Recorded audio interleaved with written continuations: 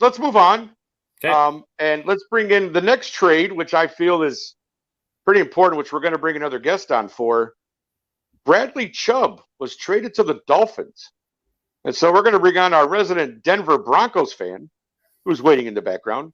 Please welcome to the program, Tina Winter. Tina, how are you? I'm good. How are you guys?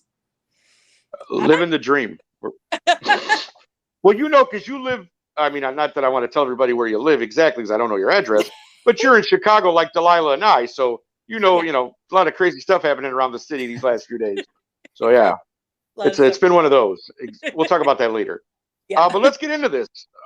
You know, you are a Denver fan. I love the jersey. Very nice. You know, this Bradley Chubb trade to the Dolphins, and you get Chase Edmonds and a few picks with it. How do you feel about this? What's your opinion?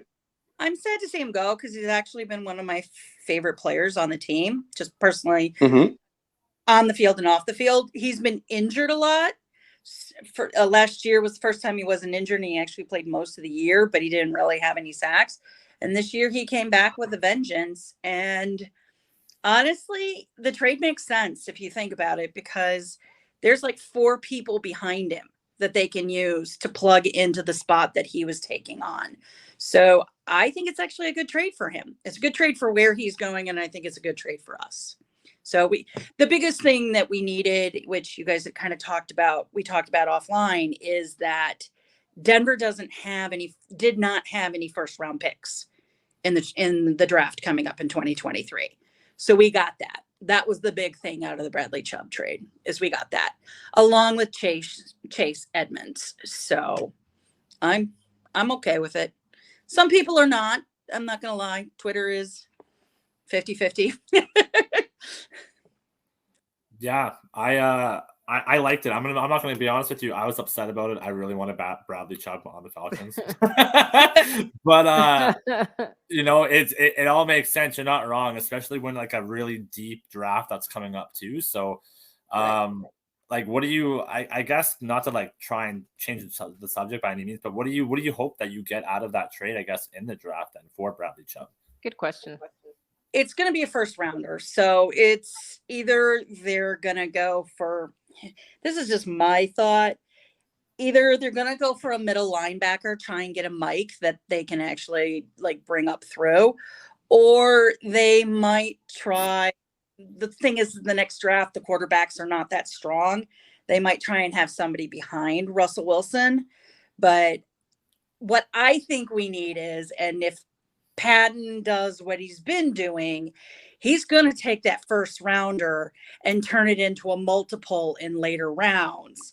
And I would hope he'd do that and get us a center or somebody on. We got to fix our center position really badly. Well, so you know, that would be what I would like to see. In the next draft, and I guess Delilah and Nick, you can quote me on this. I actually think this draft for QBs is arguably stronger than the Justin Fields QB draft. So like there's potentially, depending how they pan out, you never know until somebody plays, obviously, right? But 5 franchise QBs could come out of this draft, technically. Right. So maybe it is a backup for Russell then. It could be. Yeah. I really would like to see them fix the offensive line. They've kind of neglected it, and they've just kind of put people in. Mm-hmm. This kind of leads also into the Russell Wilson situation. Is I think that's part of our problem. We really need to fix that offensive line. You can't run a good run. You can't run what Hackett likes to run if you can't get the run going. So that's what I would think. But no one knows what George Payton is going to do. He does one thing and then goes somewhere else. So he's been a good GM, and I've liked it so far. So. All right, awesome. Sorry about that, guys. I did lost my feed there for a minute. I do apologize. I know you guys took over without any incident. I'm sure it was fine. I'm back now. Dude, live TV. What can you do, right? We're good. Kyle hopped in like a pro. Yeah, no, I know. I saw that. Kyle's like, I'm the man. Kyle is like, I got this. Don't even worry. He's going to try a roundtable takeover next after the South one, huh? No, I'm just kidding. You're the man, Kyle. We love you. Tina, I did one question. I got Delilah too. Jump in if you like. Given the fact now that, and Sean, I think, put it up there because this is one of the things we wanted to ask you about also. And he probably answered when I was off and I didn't hear it. But Russ, is Russ still the guy? Like, how are you feeling about that whole Russell Wilson thing? Doing jumping jacks on an airplane and keeping everybody awake or whatever. If that's what it takes to win a game, he can do as many jumping jacks. He bends and whatever. He could do yoga naked in the middle of the aisle. I wouldn't care. I think it's a work in progress. I think there were a lot of people in the Denver fandom that thought Russ was just going to come in and him and Hackett were just going to do everything. And I think there was some problems. And the more games we played, the problems started showing up. And like I said, kind of what I alluded to earlier, I think our offensive line is the problem. They were moving the pieces on our offensive line all over the place throughout preseason. The first couple of games, people get injured, and you can't run Hackett's offense well if you can't run the ball. So we'll see what's going on. I mean, he's in Denver for the next 3 years. Yes, But he is. Right, he's there. And they paid the man, so Right. we made fun of his airplane escapades, but he won a game after his 4-hour work on a plane. So I don't know. Whatever that was, even if he annoyed everybody on that plane, it worked because they won, right? So they did win. It's all right. Keep it up, Russ. Your calisthenics at 4 a.m. on a plane ride. Go ahead, buddy. Do it. Do what makes you happy, right? Live life. Yeah. All right. Well, again, go ahead. Sorry, Delilah. Go ahead. David has a question about Hackett. Yeah. Like, if you want to respond to that. Okay, Tina, you want to answer that one? Right. Go ahead. I'm looking to see if I can find it. Oh, she's got something. Yes, we love that. Well, no. I'm trying to see if I can find the chat, the comment.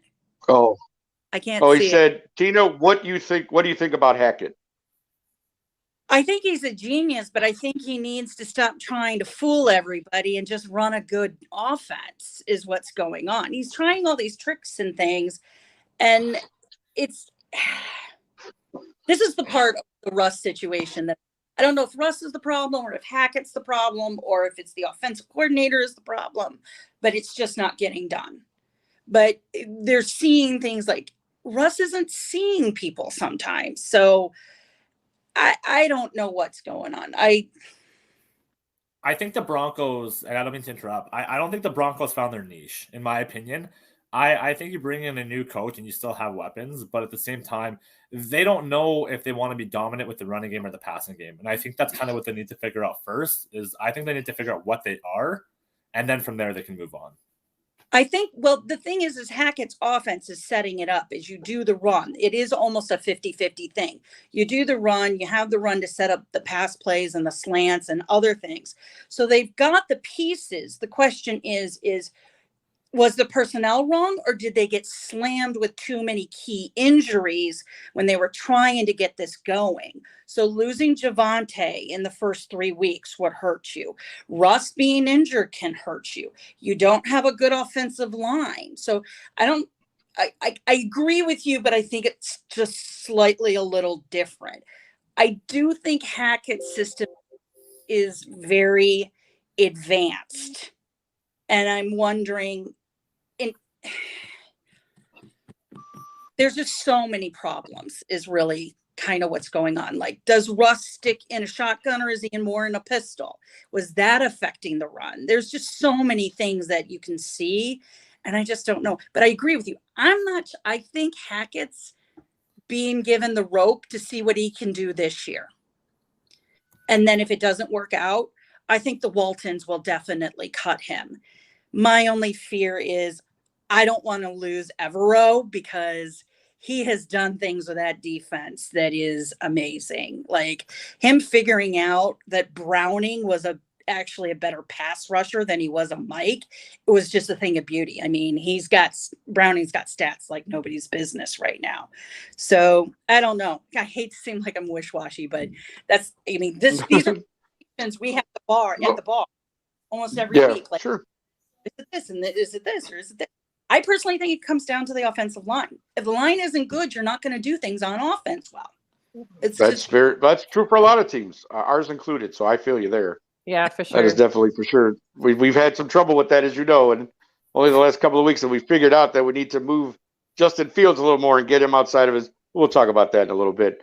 Thank you, Tina. We're gonna move on again. Thanks for watching. If you like that clip, be sure to check out the other great content from the Let's Talk Football community. And as always, please like, subscribe, and hit that notification bell so you'll be notified when more great content like this becomes available.